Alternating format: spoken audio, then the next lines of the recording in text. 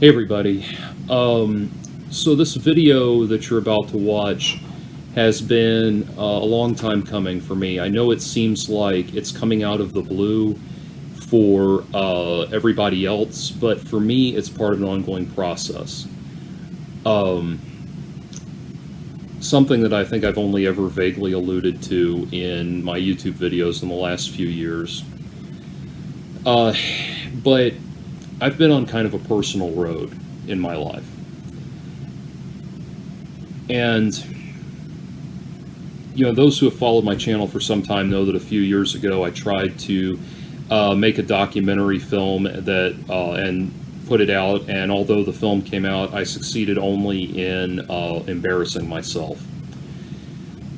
And to supportive people who want to write in and say, well, I saw the movie and I liked it. I appreciate it, I really do, and I'm glad you enjoyed it. But for me, it was just a colossal failure and a waste of my time. And I have to kind of disavow it completely, because there's that old saying, "Don't cling to a mistake just because you spent a long time making it." In my case, literally making it. But anyway, I had wanted to follow up completing that documentary with a second documentary, and the second movie would have been about Sierra Online and the gaming company, whose games I grew up with. Due to the content, and by the way, we're going to address specifics as we go. I'm trying to set this up in basic, more general terms right now, but due to the content of my first documentary, which was very controversial to say the least, there was too much conjecture and too much controversy around what would become of my second documentary that I was ultimately forced to abandon making it. A few weeks after I canceled the crowdfunding for that documentary, this video by HBomberguy was made, and it was put up. I did not respond to this video when it came out for two reasons. One, because I felt like, there might have, at the time, I felt like maybe down the line there might be a chance I could salvage my Sierra movie. And if that were ever possible, I didn't want to keep this controversy going. I wanted it to brush over as quickly as possible.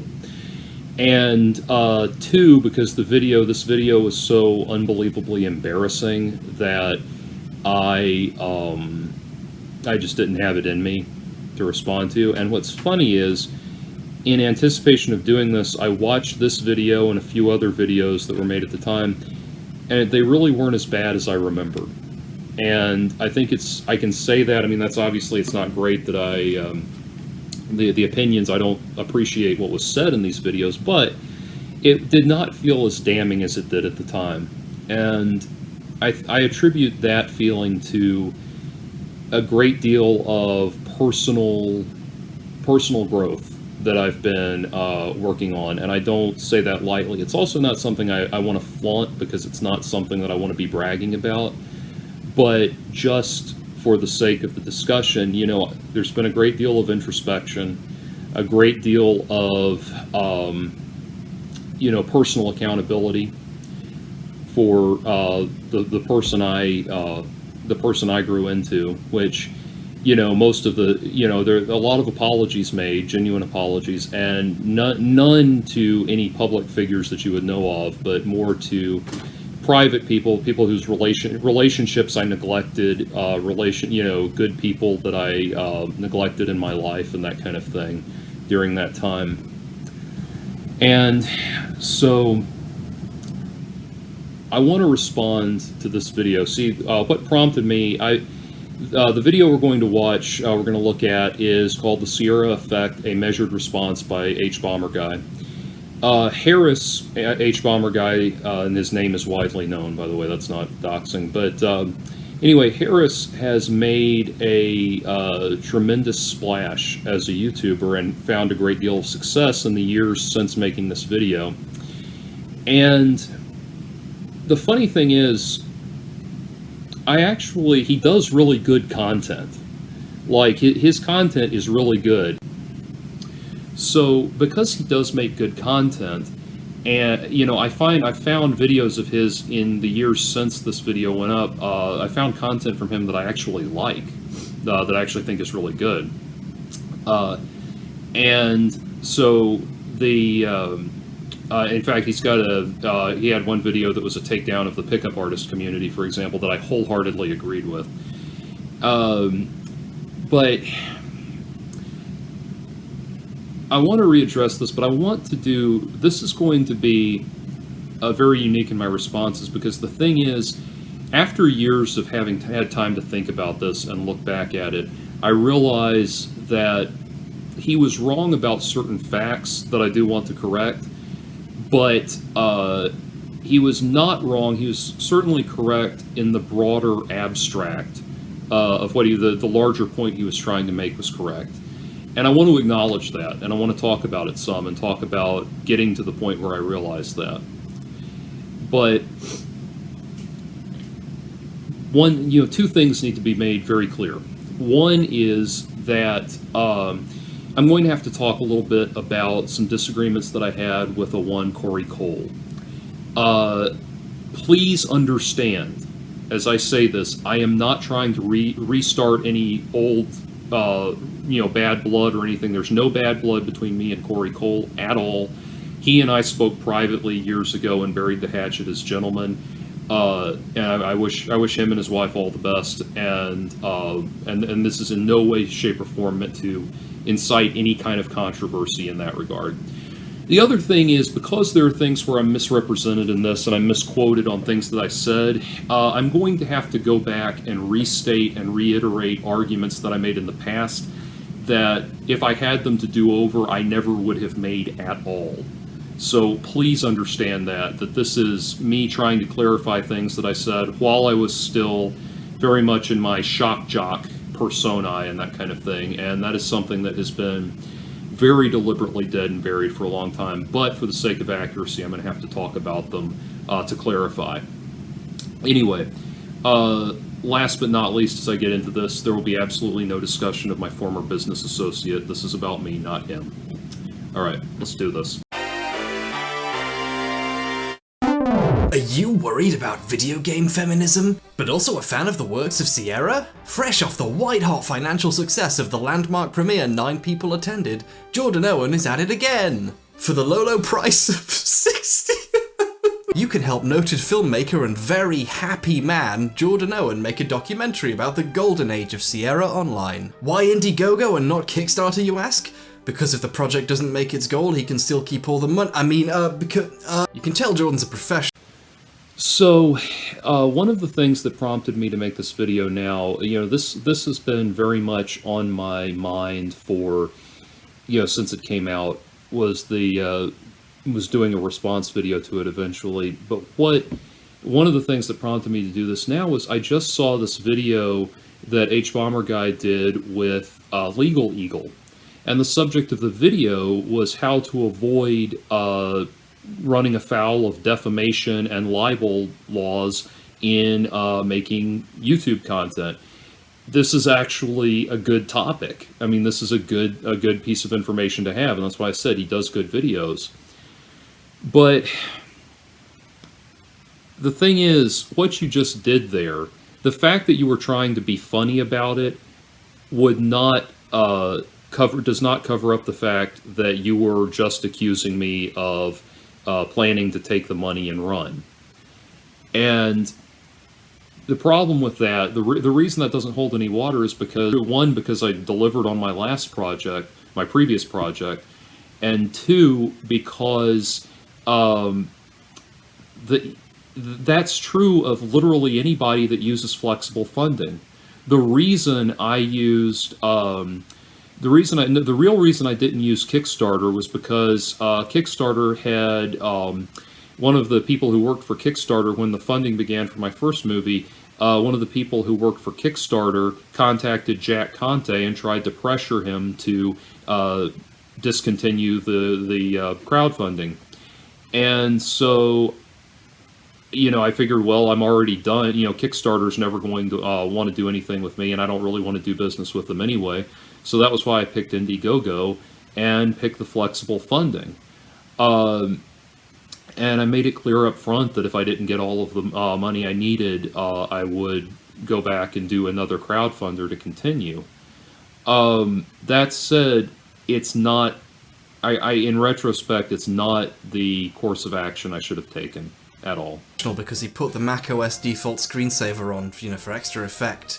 Come on, nudge the mouse, please. Nudge. It's distract. I can't just nudge. The game creators themselves. We're That's a trick I remember from the Sarkeesian effect, the legendary editing technique known as the jump cut. Travel and production expenses, as well as promotion and salaries for a 4-person crew.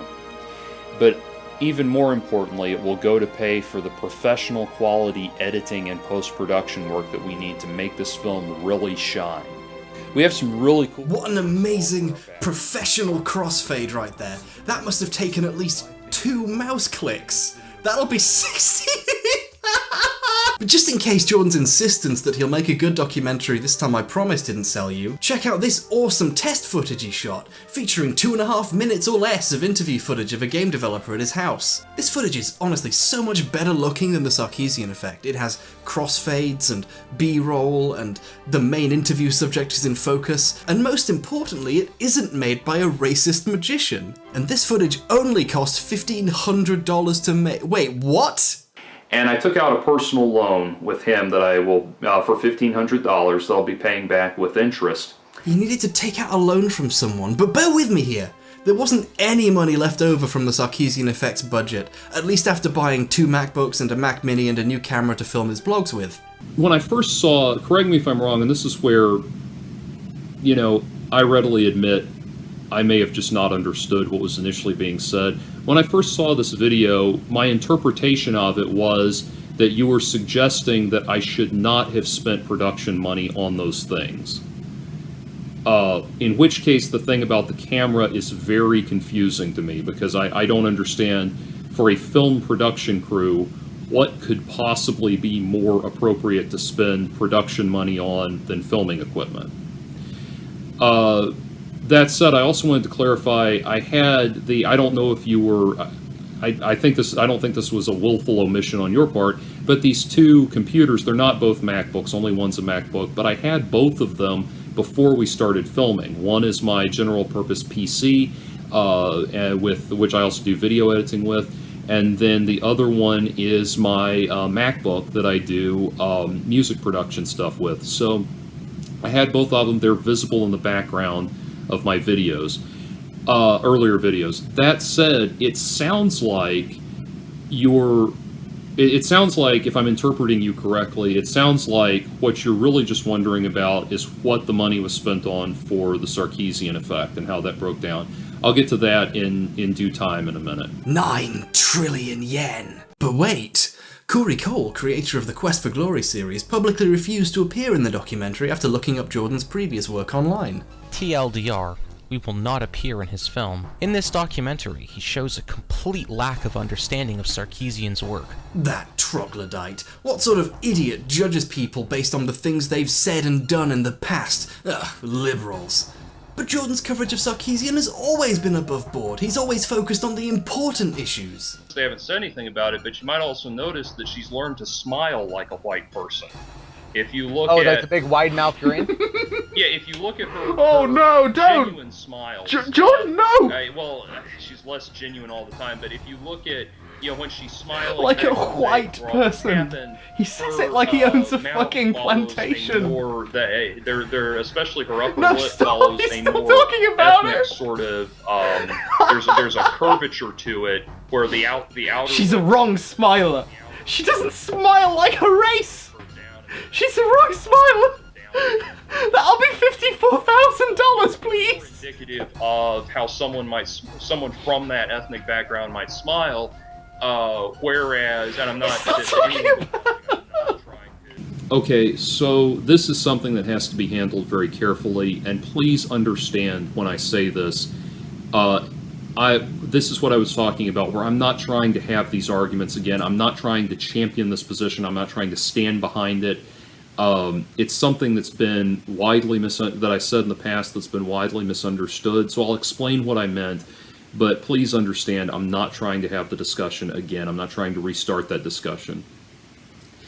In media theory, there is a concept known as whitewashing, where on the one hand, black or ethnic entertainers in general are phased out in favor of white performers, or they are encouraged to dial back in some way, or hide their ethnicity. An example of this historically in the music industry was during the 50s and early 60s, there was a huge influx of Italian performers that were encouraged to adopt pseudonyms and wear their hair differently and style themselves in different ways so that they appeared more Caucasian, so that they could be better marketed to a Caucasian audience. Within that, an example of that, Connie Francis was originally, I think, like Conchetta Francesco or something, like had a much more obviously ethnic name than what she was ultimately given. And I noticed in Sarkeesian's presentation that she was doing certain things that are in line with whitewashing. And I do think she was I do think she was going for a certain look, and going for this look that was going to make her look more Caucasian. And that's what I was referring to with the smile thing. There was a guy named Hannibal the Victor, screen named Hannibal the Victor 13, who really took me to task on this. And, I tried to explain to him what I meant, and he couldn't let it go. Like, he couldn't let go. He kept holding on to the idea that that this must have some subversive race realism element to it or something like that. That's all I was trying to say. And I know it sounds stupid, and in retrospect, I never would have said it, but I'm only going to cop to what I actually meant. So the whole ethnic, as he's putting it, ethnically correct smile thing, it was just, all I was referring to was that there are these things, and I don't want to go into a great detail because I'm not trying to remake the argument, but there are these things that I believe she was doing to appear more Caucasian. And that's all it was. And the reason I was making that argument was because I thought it was hypocritical for somebody who is ostensibly coming from a very progressive angle to be playing into that, to be playing into very old ideas about media presentation. If indeed that's what she was doing. I think she was, I could be wrong. Now, that's all I meant. That and nothing else. And I want to say this is one of those kind of, this particular thing is one of those kind of demon on my back things, because I live in the South. I have lived in the South, the U.S., the Southern United States, most of my life, and we've got a big backstory of racial inequality down here, and I've seen some of it firsthand, up close and personal, firsthand, in a way that a lot of these people have not. And so this is something I take very personally and very, that is very important to me. And this is why, this is something that I've been trying to come to terms with over the years after all of this, was that I ultimately let myself down. I sacrificed what I actually believe for, and what really is important to me, for short-term gains that were ultimately very hollow and meaningless. I wonder why he couldn't just talk with Jordan directly. He's famously excellent at responding to criticism. But if you have a problem with any aspect of the production, fuck you. I don't care if you donated $10,000. I don't care if you donated $10 million. I don't care if you donated bone marrow. Fuck you.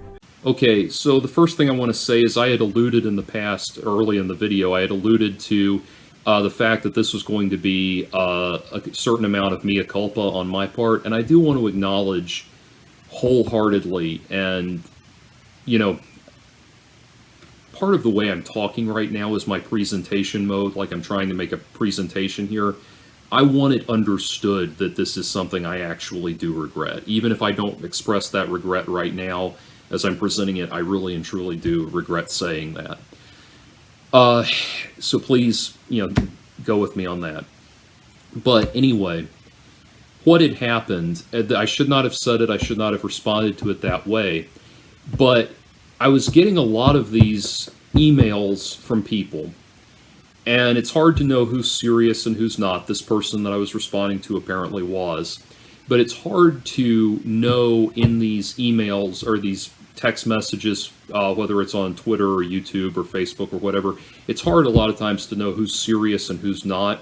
Like, I got one guy that messaged me and said I should give all of the footage that I had filmed to Adam Baldwin, the actor, and let him edit the footage together.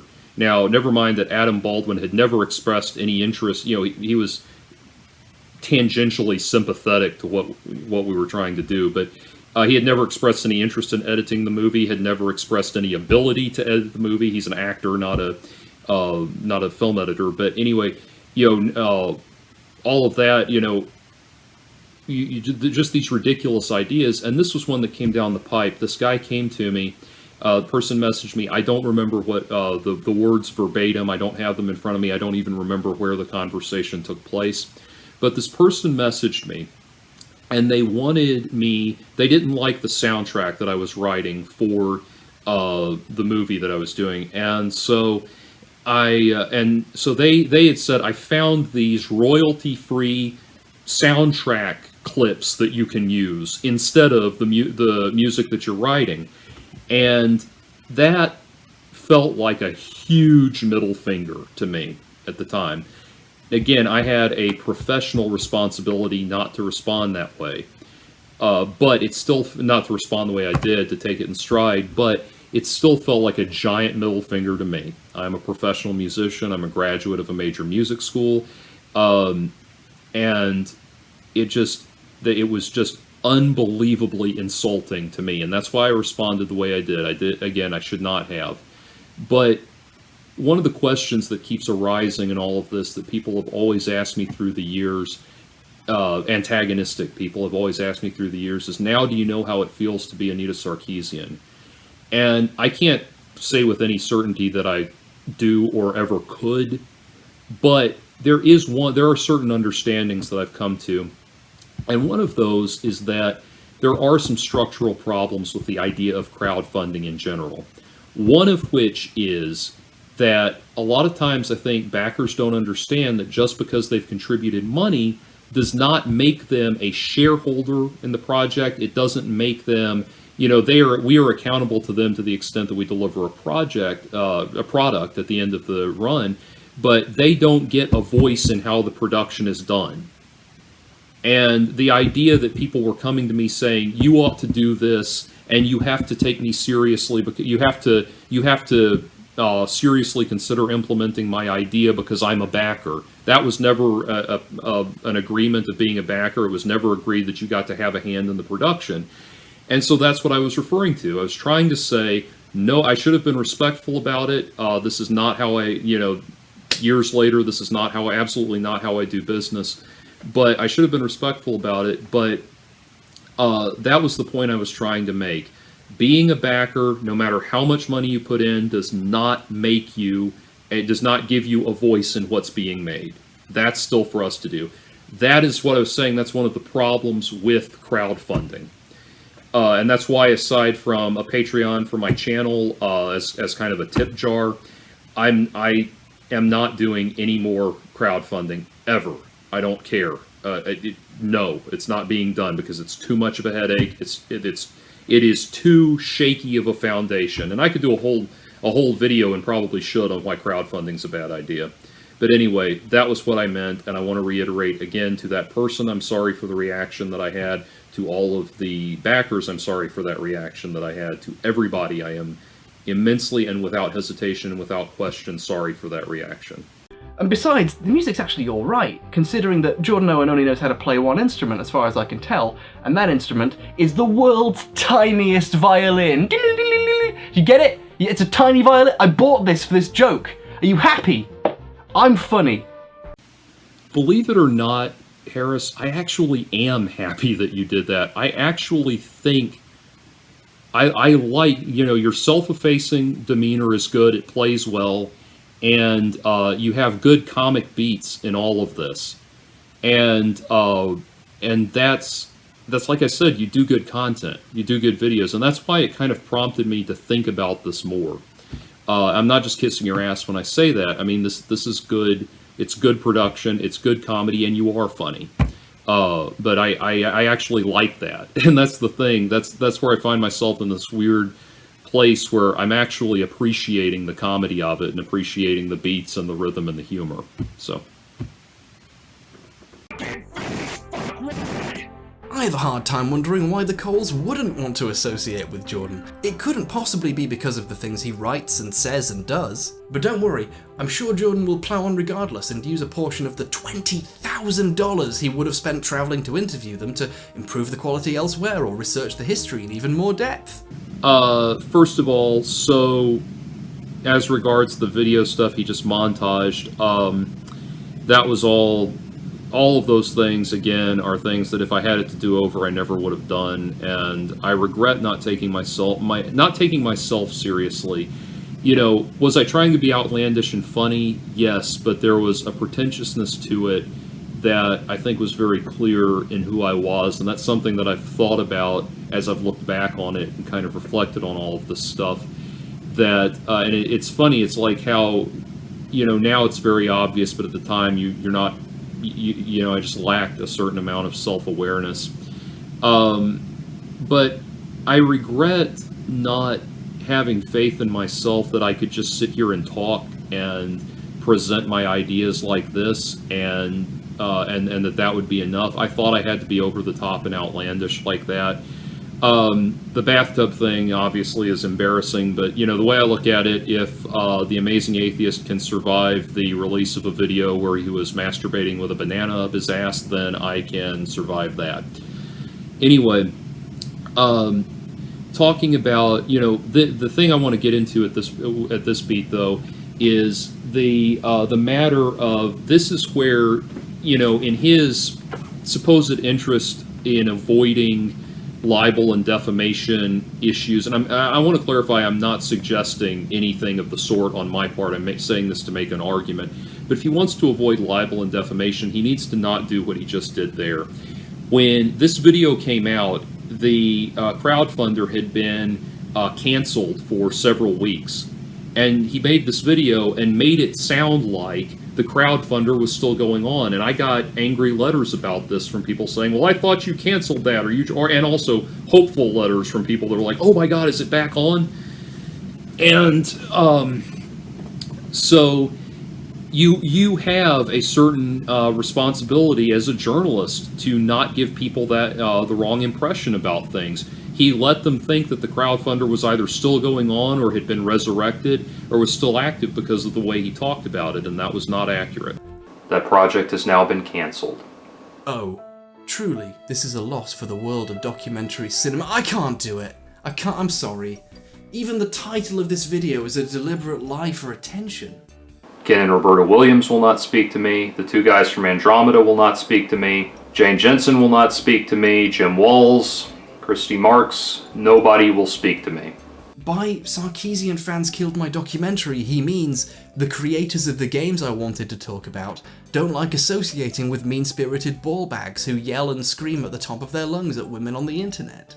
But to be fair, there probably wasn't enough space in the title, was there? Okay, so this needs to be made crystal clear, because for someone who ostensibly cares about, as he put it in that other video, getting into contentious topics without committing acts of defamation or libel or slander, that kind of thing, this needs to be called out because he edited this in a very dishonest manner. Here is the actual statement I made that he edited that clip from. And Mr. Cole, Corey Cole, made a post that was humiliating, degrading, derogatory, and insulting to me. backed out of the involvement in the production, and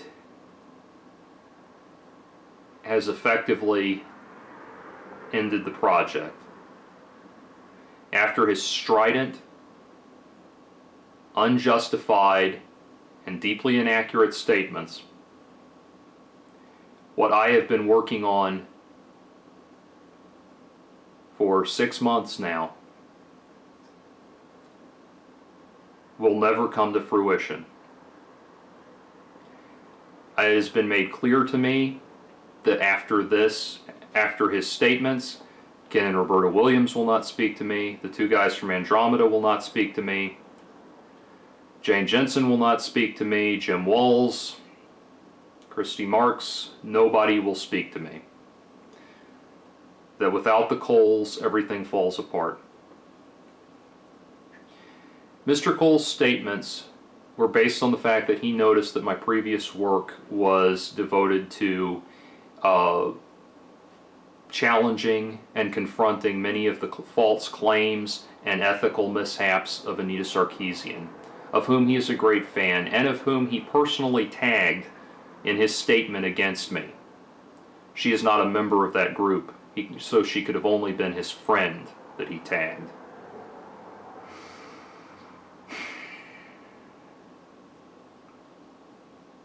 He said that my opinions about Sarkeesian were as bad, and I quote, as advocating rape, slavery, and genocide.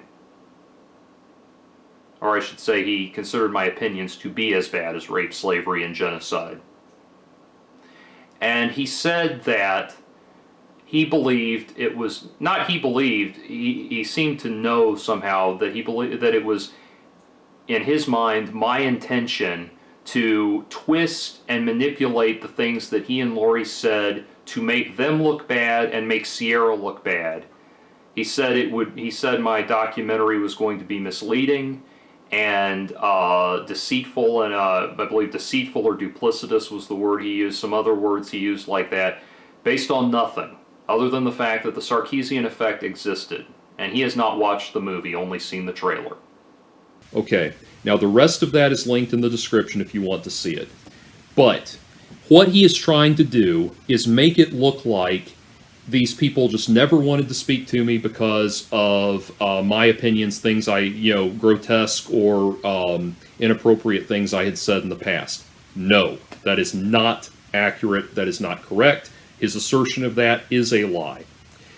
What had happened was I was in touch with various go-betweens that various liaisons to these larger people that I needed to interview, like the Coles and that kind of thing.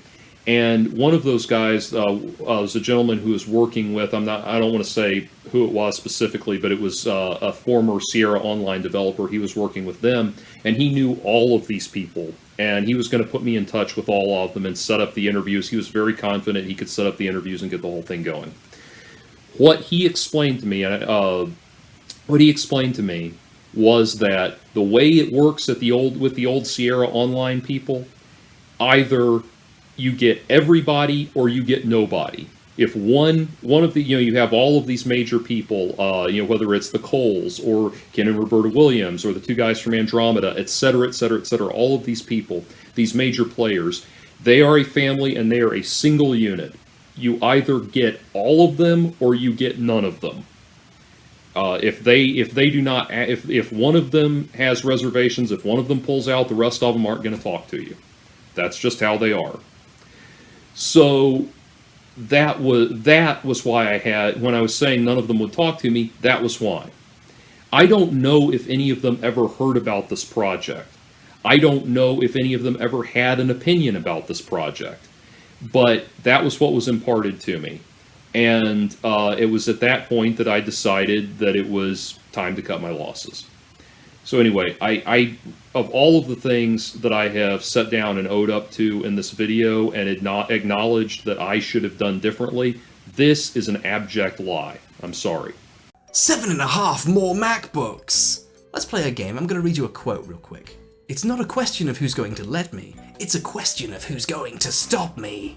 No, that's not a quote from Skeletor. That's from Jordan Owen's personal overlord, Ayn Rand. Jordan loves to pull out his Rand, if you know what I'm saying, at a moment's notice and quote her work verbatim to prove a point, because the argument from authority is totally not fallacious in the slightest. But apparently when Jordan read this part, he misread it as, if someone criticizes your actions, give up and whine about people stopping you.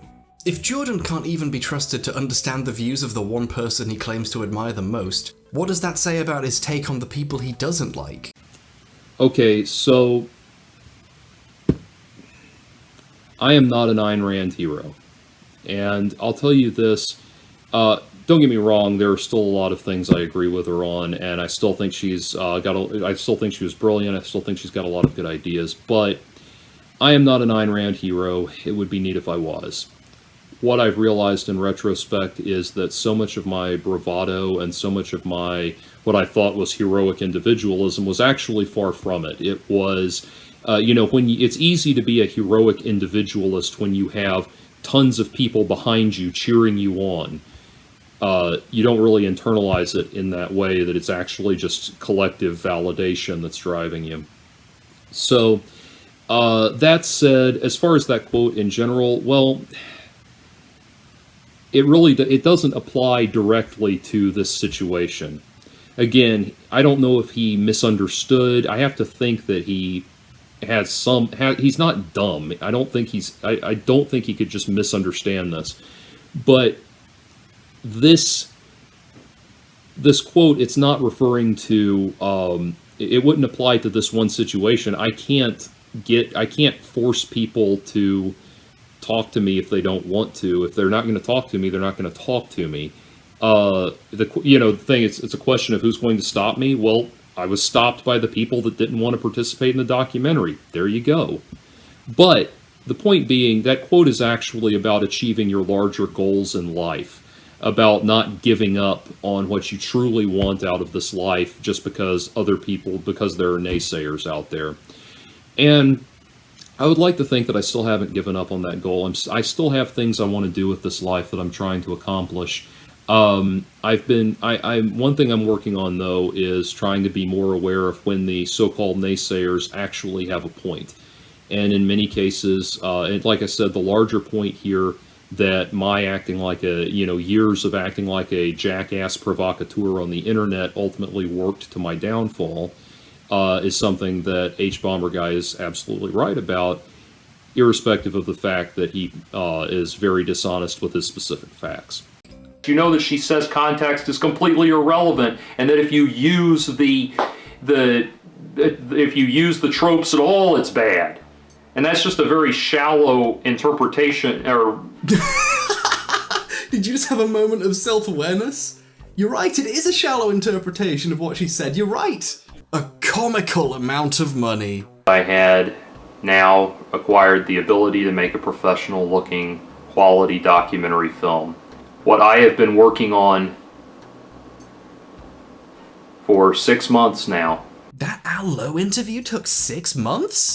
Okay, if you claim to care about journalistic ethics and avoiding defamation action, as you talked about with Legal Eagle and that kind of thing, you do not do what you just did right there. If you had been working for an actual news outlet and you did that, you would have been fired. First of all, you tried to be a mind reader. You put words in my mouth and acted like you knew something about what I was thinking when you clearly didn't. And then you attached it to something that I was not referring to in the original statement. I was not referring to the Al Lowe interview when I said 6 months. No, the Al Lowe interview did not take 6 months. It took a weekend.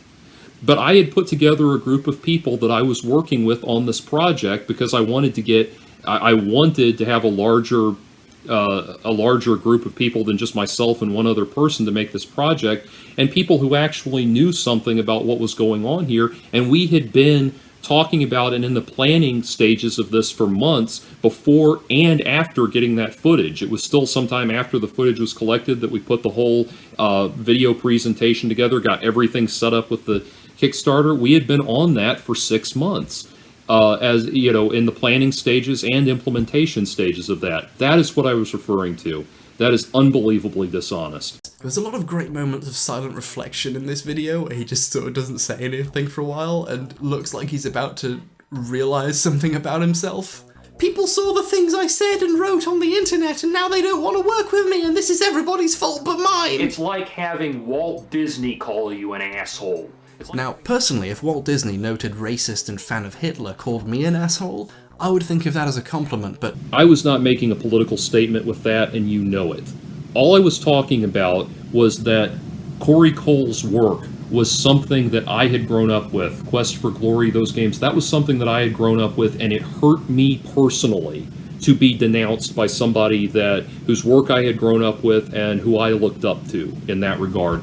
I was only using Walt Disney as an example of a beloved children's entertainer. Swap it out with Mr. Rogers or Charles Schultz or whatever makes more sense to you. Also, while I'm not going to do a video trying to look into the validity of the accusations of racism and Nazi sympathies and all that with Walt Disney.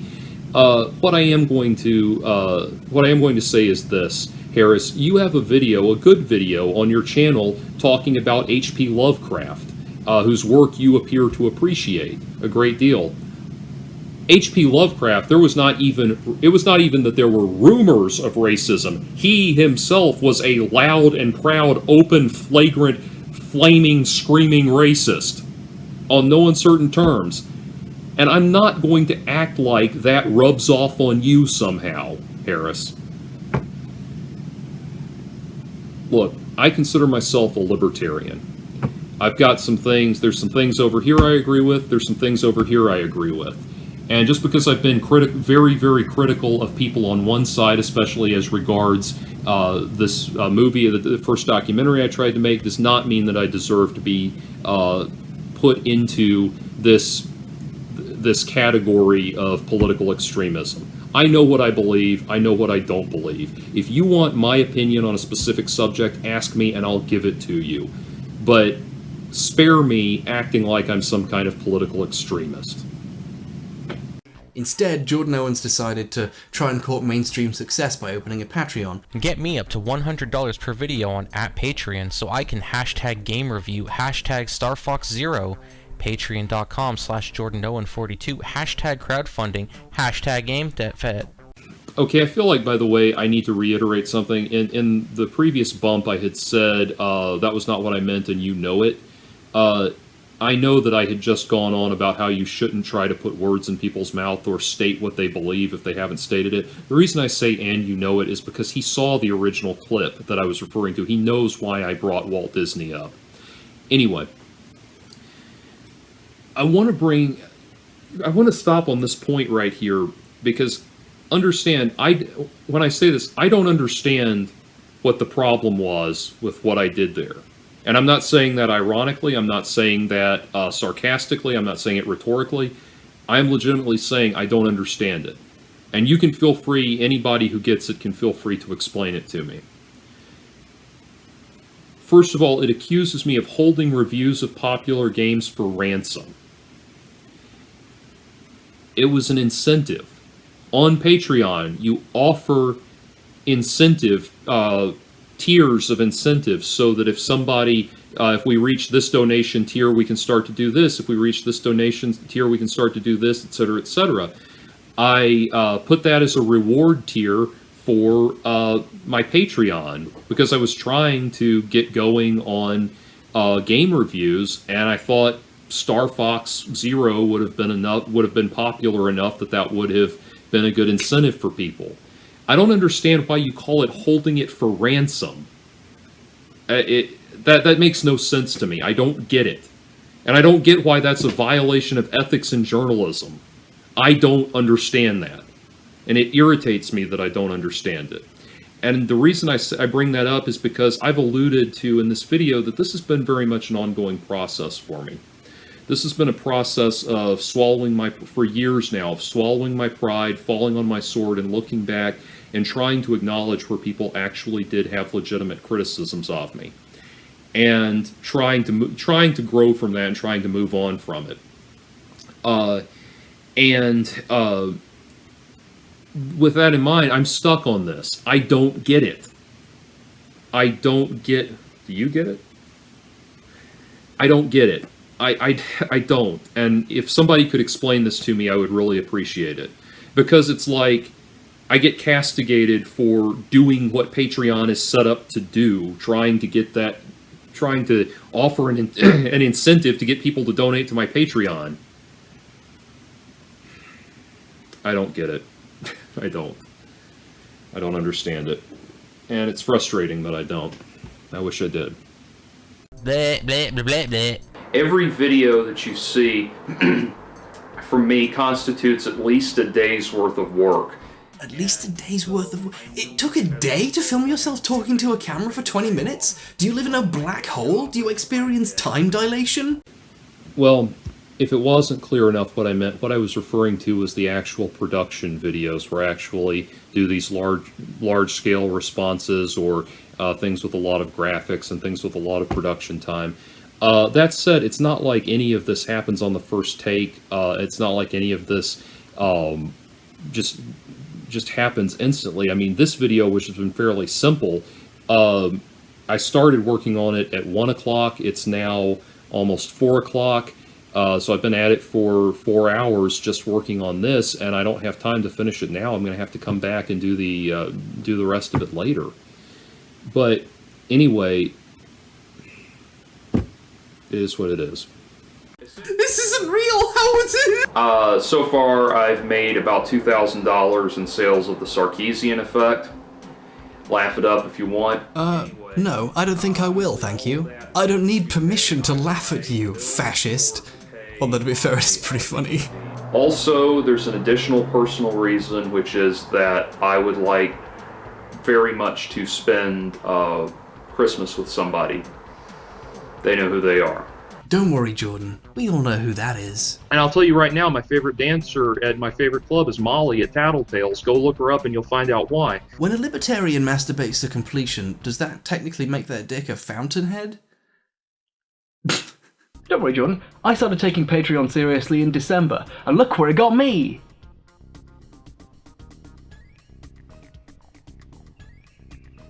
Oh.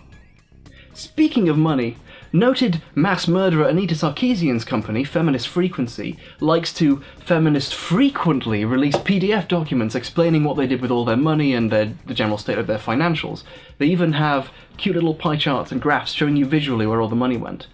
I'm yet to see JO42 Productions release any kind of documentation about where $54,000 plus went making that film. Where did all the money go?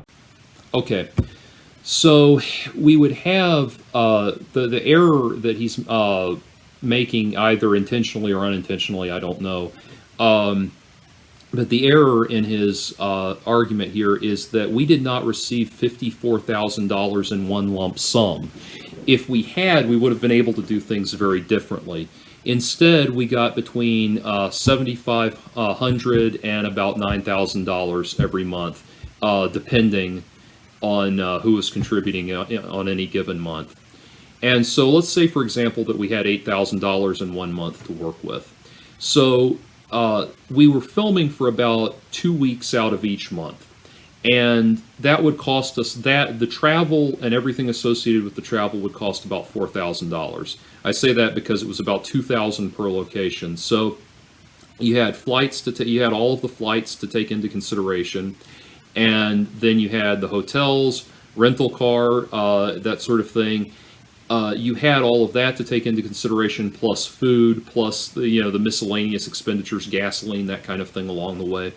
And so to do 2 weeks of filming, it would generally cost us about $4,000 a month just for that. Then from that, we would each after that we would each take $1,500 each, because we had to pay rent and bills and some have food money in that time, because we were both taking time off from day jobs to go do the filming. So that cost about $1,500 each. Again, that sounds like a lot, but that's actually just about $1,000 for your rent, and then here's $500 to pay bills and eat on. So there was that as well. That already puts you at $7,000. Then there would be then there were equipment purchases that we had to make as well. That camera that you showed earlier in the video cost, as I recall, cost $1,300. So things like that would happen. Anything that was left over would roll over to the next month, and because I was at the end of the whole thing, I was ultimately I ultimately used the few $1,000s that were remaining. I say few, it was about $3,000 that were remaining at the end of the production cycle to pay my own rent while I took care of finishing editing the movie.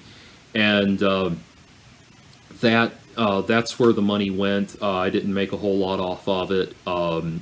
At the end of the once it actually came out, I didn't make a whole lot of money off of it. And that was what happened. It's not something, the movie as a result, the resulting movie, it's not something that I'm proud of at all.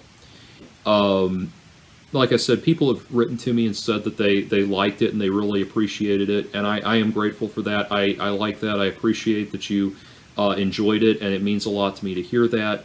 But it just is not... Harlan Ellison used the example that it's like you climb a mountain of cow shit to get to a single solitary rose at the summit, and by the time you get to it, you've lost your sense of smell. That's what it was for me. It's weird because there were so many great life experiences that I had as a result of making the movie. I got to meet a lot of fascinating people. I got to travel to a lot of interesting places, and I got to I got to live for a time in my life as a professional filmmaker. I know professional in quotes, but as far as it being funded and having this project happen, a lot of stuff like that was really cool. But as far as everything else, it's no accident that I now look older than I actually am. I mean, the stress of it was unbelievable, and there were also a lot of lessons I learned, life lessons I learned in doing that, that I had to learn the hard way. So the rest of this video is mainly just him signing off, so I won't go into any depth on it there. But in summary, I wanted to say, I actually, when this video came out, I actually tried, HBomberguy and I talked privately on Skype for a while, and my goal was to try to convince him at the time, that look, I'm legitimately not the person you're making me out to be, and I wish I didn't care what other people think, but it turns out I do. And it's just something that I've thought about a lot, because like I said, it's funny. I actually like his content. I liked parts of this video. His demeanor is immensely watchable. The fake laughter got to be a little much, but his demeanor is immensely watchable. His performance is very watchable. He does good content and good videos, and so it's always been something that stayed with me because it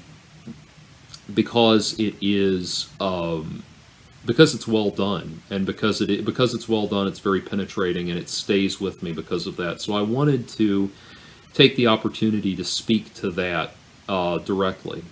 And that's not something that's been easy for me. I'm not kidding when I say it's taken me 3+ years to get to the point where I felt ready to talk about it. It's funny, I deeply regret everything that I put myself through and put everybody around me through in making that, trying to make that movie. But I would not trade the person I am now for having not made it. What was interesting about, I used the example that when you hit rock bottom, what happens when you acknowledge that you've hit rock bottom, what happens is the floor drops away from you and you have to fall another 10 stories, because now you get to look back and look at all of, fully realize and embrace all of your failures. I don't want to go into all of those here, because a lot of that is personal and it's not anybody's business. But the course I've been on in my life after it was all done, after the dust cleared, after this and everything, I took a lot of time to try to pull back and get comfortable as just me. Because a big problem in my character was that growing up, I was convinced I was going to be somebody big. You know, kind of like if you listen to the Wasp song, I Want to Be Somebody, that was pretty much my soundtrack. I had tremendous ambition, and I was blinded by that ambition, hence the love of Ayn Rand, which has been hovering over my shoulder this whole time, but hence the love of Ayn Rand. But when I hit rock bottom and I had to stop, I decided I was going to rip open the circuitry and just reevaluate everything. And it's been years of reevaluating. What I can say is that what I am proud of in that time is that I have discovered a real joy in the people around me that I didn't acknowledge before because I was completely fixated on my own trajectory in life. I've learned to appreciate the people around me. And I've had some wonderful people in my life in that time that I feel like I can finally appreciate for the first time, like I finally learned how to appreciate them. I have learned and found the immense joy in doing right by other people and working to genuinely make other people's lives better. I don't mean just like donating to a charity and feel good about yourself, but actually work with somebody to make their lives better in a real and meaningful way. I found an inner sense of peace that is not always there because I do still have issues that I struggle with, but I have found that and I've gotten in touch with that. That is very important to me. And you know, it's funny, it's scary to say it, but it's also empowering to say that is my operating motive force now. And I'm grateful for that. And if it took the horrible failure and humiliation that was the Sarkeesian effect to get me to that point, then I'm grateful for it. I know that I'm sure there are people watching this with a sense of like a second shoe about to drop, like, you know, oh, he's trying to clear the path for a new crowdfunder, he's got something that works. I assure you I don't. So that whole thing, you know, crowdfunding is not something I want any part of. The big question arises, I alluded to this earlier, do I know what it's like to be Anita Sarkeesian? So I will answer that as honestly as I can. I can't literally know what it's like to be Anita Sarkeesian. Obviously, no one can, you know, objectively have another person's experience of the world.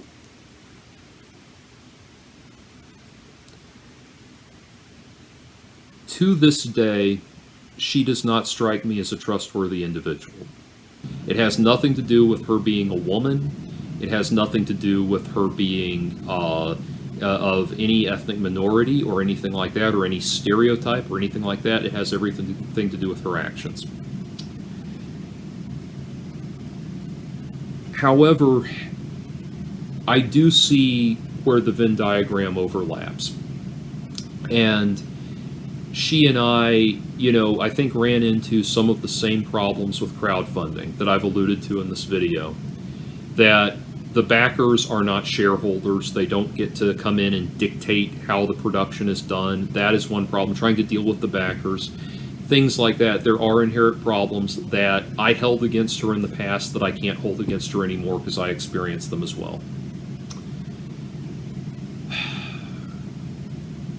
There is, when I think about the amount of personal reflection that I have done in the aftermath of all of this and becoming a better, fuller person because of it, I will say that if she has had that same level of reflection, she is now a better person for it, and good on her.